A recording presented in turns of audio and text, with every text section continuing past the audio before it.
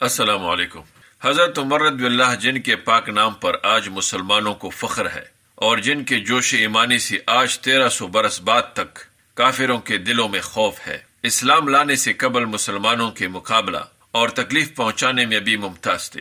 نبی اکرم صلی اللہ علیہ وسلم کے قتل کے در پہ رہتے تھے۔ ایک روز کفار نے مشورہ کی کمیٹی قائم کی کہ کوئی ہے جو محمد صلی اللہ علیہ وسلم کو قتل کر دے۔ عمر نے کہا کہ میں کروں گا۔ لوگوں نے کہا کہ بے شک تم ہی کر سکتے ہو۔ عمر تلوار لٹکائے ہوئے اٹھے اور چل دیے۔ اسی فکر میں جا رہے تھے کہ ایک صاحب قبیلہ زہرہ کے جن کا نام حضرت سعد بن ابی وقاص ہے اور بعضوں نے اور صاحب لکھے ہیں ملے۔ انہوں نے پوچھا کہ عمر کہاں جا رہے ہو؟ کہنے لگے محمد صلی اللہ علیہ وسلم کے قتل کے فکر میں ہوں، نعوذ باللہ۔ سعد نے کہا کہ بنو ہاشم اور بنو زہرہ اور بنو عبد مناف سے کیسے مطمئن ہو گئے؟ وہ تم کو بدلے میں قتل کر دیں گے۔ اس جواب پر بگڑ گئے اور کہنے لگے کہ معلوم ہوتا ہے تو بھی دین یعنی مسلمان ہو گیا ہے۔ پہلے تجھ کو نمٹا دوں یہ کہہ کر تلوار سونت لی، اور حضرت سعد رضی اللہ نے بھی یہ کہہ کر کہ ہاں میں مسلمان ہو گیا ہوں تلوار سنبھالی۔ دونوں طرف سے تلوار چلنے کو تھی کہ حضرت سعد رضی اللہ نے کہا کہ پہلے اپنے گھر کی خبر تو لے، تیری بہن اور بہنوئی دونوں مسلمان ہو چکے ہیں۔ یہ سننا تھا کہ غصہ سے بر گئے اور سیدھے بہن کے گھر گئے۔ وہاں حضرت خباب رضی اللہ کواڑ بند کیے ہوئے ان دونوں میاں بیوی کو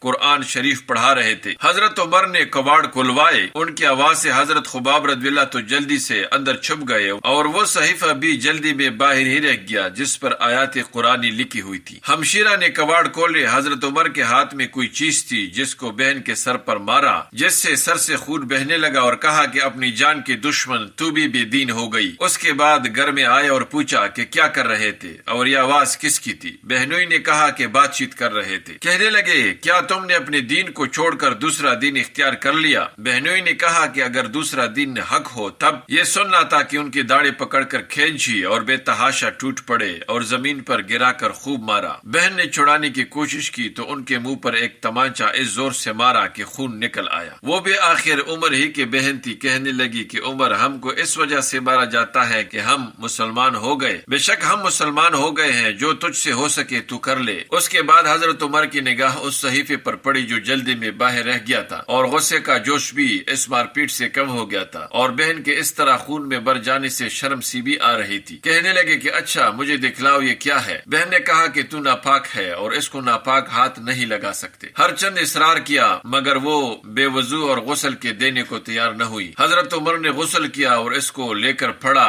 اس میں سورہ طٰہٰ لکھی ہوئی تھی۔ اس کو پڑھا ہی تھا کہ حالت بدل گئی۔ کہنے لگے کہ اچھا مجھے بھی محمد صلی اللہ علیہ وسلم کی خدمت میں لے چلو۔ یہ الفاظ سن کر حضرت خباب رضی اللہ اندر سے نکلے اور کہا کہ اے عمر رضی اللہ تعالیٰ عنہ، تجھے خوشخبری دیتا ہوں کہ کل شب پنجشنبہ میں حضور صلی اللہ علیہ وسلم نے دعا مانگی تھی کہ یا اللہ، عمر رضی اللہ اور ابو جہل میں جو تجھے زیادہ پسند ہو اس سے اسلام کو قوت عطا فرما۔ معلوم ہوتا ہے کہ حضور صلی اللہ علیہ وسلم کی دعا تمہارے حق میں قبول ہو گئی۔ اس کے بعد حضور علیہ السلام کی خدمت میں حاضر ہوئے اور جمعہ کی صبح کو مسلمان ہوئے۔ ان کا مسلمان ہونا تھا کہ کفار کے حوصلے پست ہونا شروع ہو گئے، مگر پھر بھی یہ نہایت مختصر جماعت تھی اور وہ سارا مکہ بلکہ سارا عرب، اس لیے اور بھی جوش پیدا ہوا اور جلسے کر کے مشورہ کر کے ان حضرات کو ناپید کرنے کی کوشش ہوتی تھی اور طرح طرح کی تدبیریں کی جاتی تھی۔ تاہم اتنا ضرور ہوا کہ مسلمان مکہ کی مسجد میں نماز پڑھنے لگے۔ حضرت عبداللہ بن مسعود رضی اللہ فرماتے ہیں کہ عمر رضی اللہ کا اسلام لانا مسلمانوں کی فتح تھی اور ان کی ہجرت مسلمانوں کی مدد تھی اور ان کی خلافت رحمت تھی۔ دوستو، اللہ رب العالمین ہمیں حضور صلی اللہ علیہ وسلم کی سنت اور صحابہ کرام کے نقش قدم پر چلنے کی توفیق عطا فرمائے، آمین۔ السلام علیکم ورحمۃ اللہ وبرکاتہ۔